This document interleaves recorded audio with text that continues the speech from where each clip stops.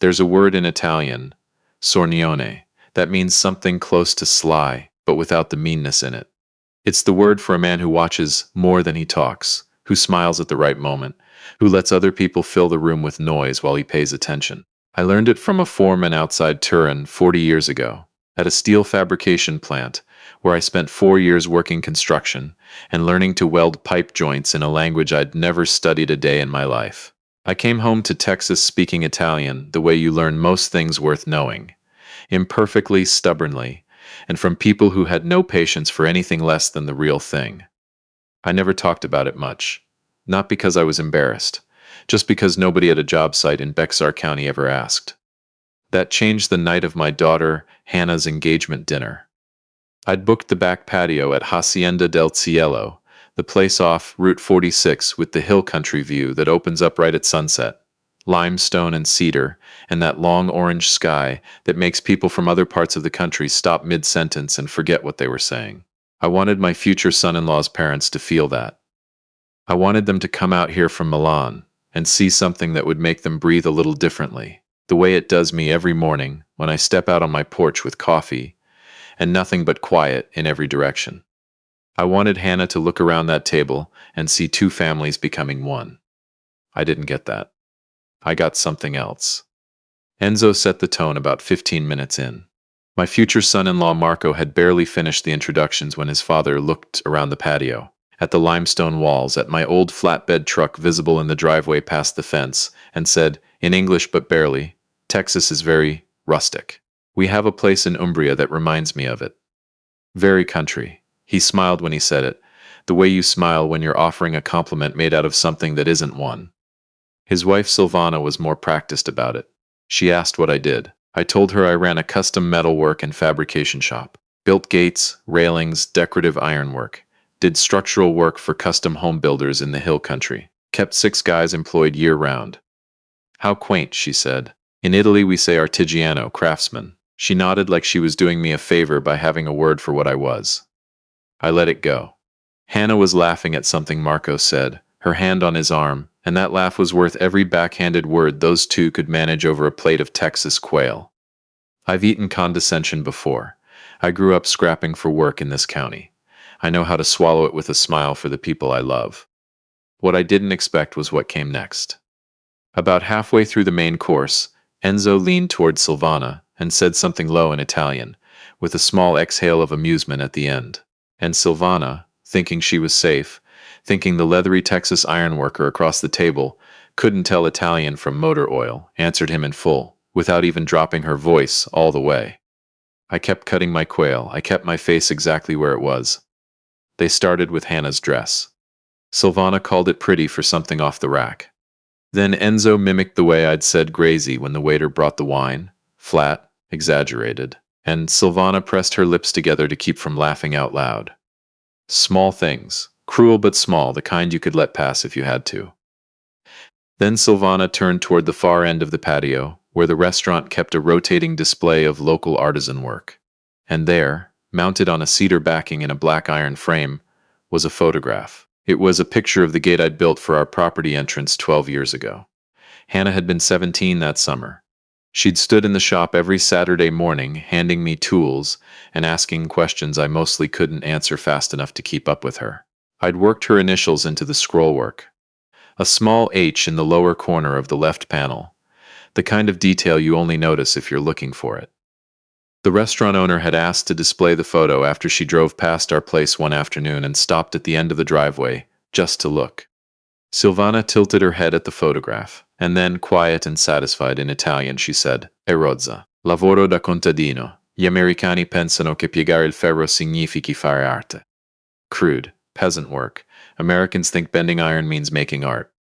I set my fork down, not hard, not a scene, just down, deliberate, the way you set something down when something in you has shifted, and you need a moment to make sure you don't do what you want to do.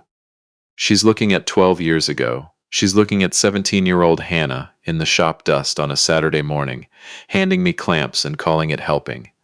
And she's calling it peasant work. Nobody else noticed. Marco was checking something on his phone. Hannah was talking to the waiter about the dessert menu. Silvana took a long, pleased sip of wine. I looked up. Enzo caught my eye, just a flicker, just long enough to test whether the American had picked up on anything. I smiled at him, easy warm. You know, I said in English, settling back in my chair, the best ironwork I ever saw was in a small town outside Torino. Old forged gate on a chapel, probably 300 years old. Still perfect. You could feel the man who made it in every single bar. I let it sit for exactly one breath. Craftsmanship like that doesn't translate. You either understand it or you don't. Enzo blinked. I picked up my fork and went back to my quail. I know exactly what you just said, and I'm not going to tell you that yet. Welcome to Dad's harsh revenge. Settle in, this one's going somewhere.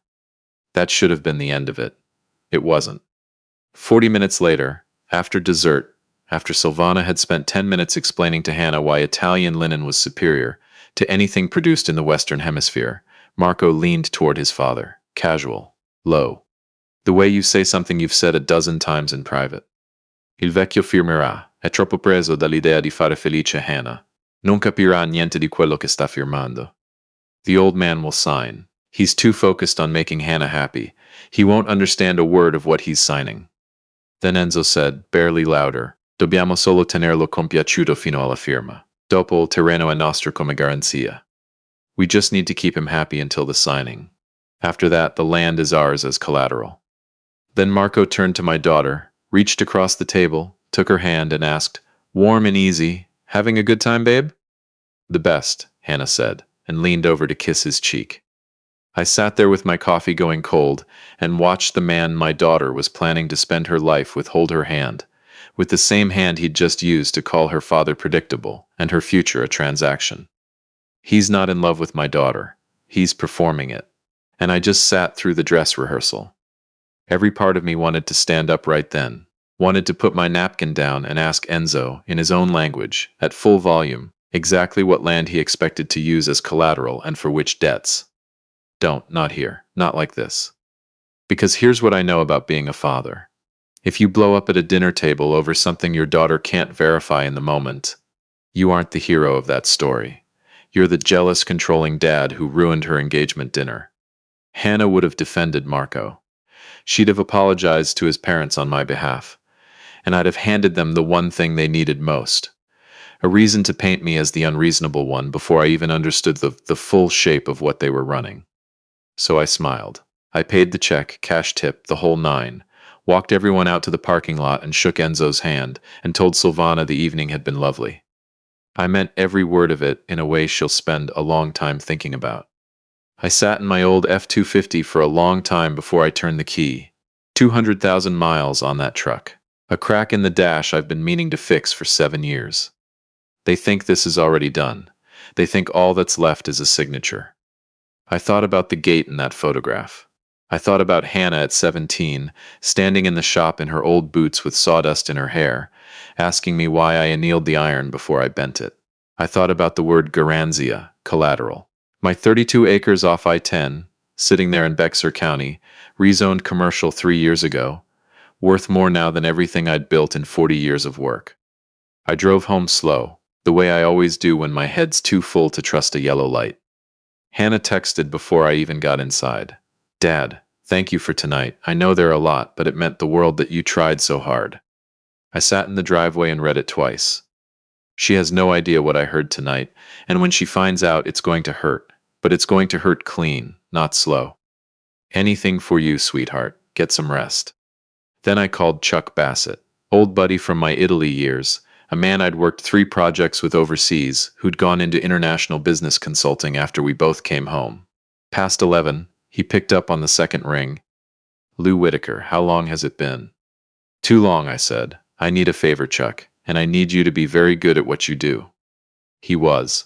4 days later, he called me back, and what he laid out made my stomach drop in a way no conversation at a dinner table ever had. Enzo's import company in Milan, the one he'd mentioned twice at dinner, with the easy confidence of a man describing something solid, had filed for creditor protection with the Italian bankruptcy court 18 months ago and never recovered. Tax liens from the Italian Revenue Authority going back 2.5 years. Real numbers. The kind that don't get fixed by selling off a vacation property. The family estate in Lombardy already had liens against it too large for any Italian bank to ignore. And Marco. Chuck paused before he got to Marco, and that pause told me before the words did. 2 civil judgments against him in the Milan commercial court. A failed joint venture with a tech company that had taken 4 investors down with it. Nothing criminal, but nothing small either. And not one word of it mentioned to my daughter. Not once. They didn't fly to Texas for a wedding. They flew to Texas because I own 32 acres of commercial zoned land that's appraised at just under $2 million. And they needed something solid enough to pledge against European debt that their own country wouldn't touch anymore. I sat with that in my kitchen for a long time. My daughter thinks she's getting a husband. They think they're getting a lifeline. The following Sunday, I had everyone out to the property for a cookout. After the plates were cleared, Enzo settled in across from me at the picnic table and made his move. He talked about family legacy and consolidating assets across generations. Talked about a partnership structure his Milan attorneys had drafted. Called it a family investment vehicle. Said it would protect Hannah and Marco long term. Slid a folder across the table like he was doing me a favor. I scratched the back of my neck and stared at the folder the way a man stares at something written in a language he doesn't know. I build gates, I told him. I'm not much on investment documents. Why don't you have your people send the full draft directly to me? I'll look it over. Enzo smiled, that private, settled smile of a man who thinks the hook is set. That night I read that folder 3 times under my kitchen lamp. The language was dense and layered, designed to look like protection and work like a trap. Terms like irrevocable capital contribution. Terms like primary collateral instrument. Terms that made my 32 acres the foundational asset of a European holding entity I had never heard of before tonight. I called Norm Castillo at 9:30. 15 years my attorney. Every piece of land I'd ever bought ran through Norm. I read him 3 paragraphs. There was a long silence on his end. Lou, he said, in that flat, careful voice he uses when somebody's about to commit fraud. This isn't a family investment agreement. This is a cross-border collateralization structure. Your property becomes the primary security instrument for a European credit facility. If Enzo's company defaults, and from what you're describing, it already has, the foreign lenders have an immediate, unappealable lien against your land. You aren't joining a family business. You're paying off a bankrupt Italian holding company with your retirement. I leaned back in my chair. There it is. There's a kind of stillness that settles over you when suspicion becomes certainty. Not the hot anger. Something colder than that. Styadir. The same feeling I get at the workbench when I finally understand exactly what the metal's going to do. Norm had everything he needed by midnight. The next morning I found Enzo on my back deck, looking out at the property with the quiet satisfaction of a man surveying land he'd already decided was half his. I went through that folder last night, I told him, sitting across from him with my coffee. It's a lot to take in. I want to do right by Hannah. So here's what I'd like to do. Let's make it official. Have your attorneys finalize the paperwork, and we'll all sign it together at the rehearsal dinner, in front of both families. Make it a real moment. I watched it land on his face. Surprise, then warmth, then the particular gleam of a man who thinks the door has finally swung all the way open. That's a wonderful idea, he said, very meaningful. You have no idea. The 2 weeks between that morning and the rehearsal dinner moved the way a countdown does when you know what's at the end of it. Slow in the waiting, fast in the feeling. Norm put together a folder of his own. Everything Chuck had sent, translated and notarized. The Italian tax liens, the civil judgments against Marco. The exact clause buried in Enzo's draft that would have transferred my property to a European lender the moment his company missed a payment. A moment that had, by Chuck's read, already arrived. Every day in between, I smiled across every table. I let Silvana tell me the proper way to store olive oil. I let Enzo tell me the right time of year to visit the Amalfi Coast.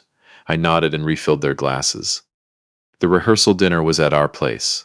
Cafe lights strung through the live oaks, long tables on the back lawn, mason jars of bluebonnets and Indian paintbrush down the center the way Hannah wanted. Because that's what grows here, not something imported. 40 people, the people who actually knew my daughter, laughing and passing plates of brisket in that easy way people do when they're genuinely glad to be in the same place. Enzo and Silvana held court near the head of the table with their champagne. My champagne, from a case I'd bought specifically for this night, not for the reason they thought. I caught Silvana looking at the iron gate at the edge of the property, the real one, not the photograph. She tilted her head and said something to Marco I couldn't make out over the band. Marco smiled into his glass. I knew that look. I'd heard that language before. When the moment came, I picked up my glass, tapped it once with my ring. The conversations dropped off one by one until the only sounds left were the cicadas in the tree line and the soft hum of the lights overhead. I'm not much for speeches, I said, standing at the head of the table. Most of you know that about me. I'd rather be out in the shop. Easy laughter. Hannah smiled at me from across the table. The same look she's had since she was small enough to hand me clamps and call it helping. My daughter's getting married, I said. And every day since she was born, I've tried to make sure she never had to wonder if the people around her were telling her the truth. I let that sit for a moment. My eyes moved to Marco. He was relaxed, glass loose in his hand, nothing to hide. I want to thank Enzo and Silvana for making this trip, I said, raising my glass in their direction. Flying across an ocean for people you've just met.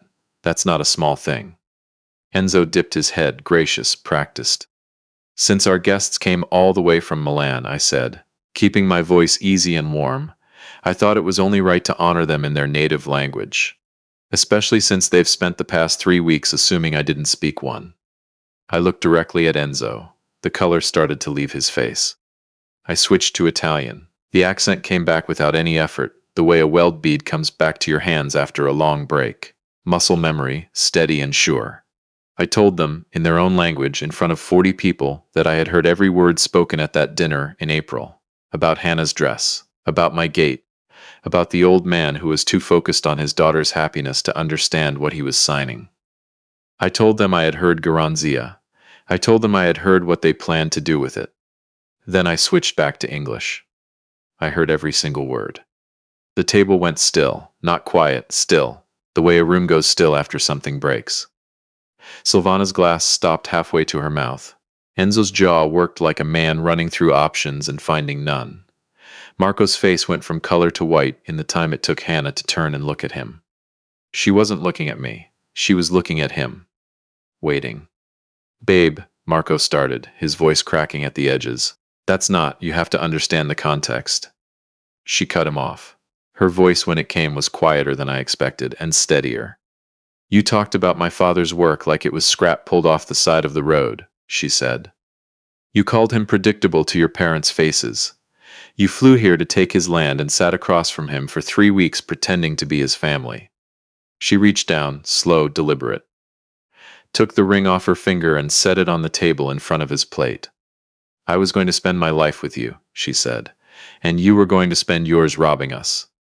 She stood, and instead of walking toward her friends, instead of leaving the way anyone would have forgiven her for doing, she walked around that table to where I was standing. She didn't hide behind me. She stood beside me. That's my daughter. I reached down and picked up Norm's folder, laid it open on the table where everyone could see, walked through it page by page, the tax liens filed with the Italian Revenue Authority, the civil judgments against Marco, the exact clause in Enzo's draft that would have made my land the first thing seized the moment his European creditors called the loan. When I finished, I closed the folder. You're welcome to finish your champagne, I said to Enzo. I paid for it, and there's a good hotel about 20 minutes up the road. Checkouts at 11. Nobody spoke. 40 people. The only sound was the cafe lights and the night insects rising from the creek at the edge of the property. Enzo's mouth opened, closed. He looked at the folder, then at his son, then at me, searching for some angle that still worked. There wasn't one. The documentation was open on the table. The words were in the air in 2 languages, and the woman they'd flown 6,000 miles to use was standing shoulder to shoulder with the man they'd decided was too simple to see any of it coming. Hannah slipped her hand into mine the same way she used to when she was small, without thinking about it, without needing to make a moment of it. You okay? I asked her, quiet enough for just the 2 of us. I will be, she said, and she meant it. I could hear it, not broken, not finished, changed. The way iron changes in the forge, harder than it was before, shaped for something it couldn't be until the heat got to it. Behind us, Silvana's voice rose. Something about misunderstanding. Something about family. Then, lower, in Italian, something she probably thought I was finally too far away to catch. I didn't turn around. I'd heard everything I needed to hear from that family the first night at Hacienda del Cielo, sitting 6 feet away from me in a language they were certain was a locked door. Sornione, Enzo. A word I learned from a foreman in Torino 40 years ago, who yelled it at me every morning until I figured out what it meant and became one. I understand it just fine.